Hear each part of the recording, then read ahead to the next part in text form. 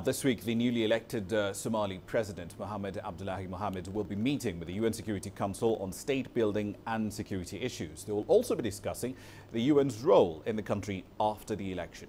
But also very high on the Council's agenda are concerns over the drought and the rising threat of famine in the Horn of African nation. Our UN correspondent Liling Tan has more.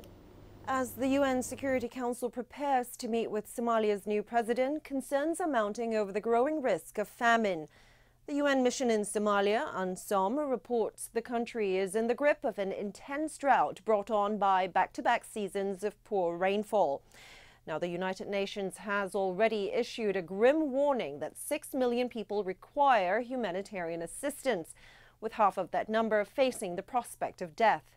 The UN is appealing for more than $800 million, of which less than half has been pledged. Somali President Mohamed Abdullahi, who last month declared the drought a national disaster, has also tried to expedite aid delivery with tax exemptions on supplies and fees on NGOs, and he has also ramped up security at distribution routes. While the threat of famine is a primary concern right now, the UN will also hear from the president about prioritizing state-building issues related to elections and security, including what happens when security responsibilities are handed over by the African Union's mission, AMISOM, to the Somali security services.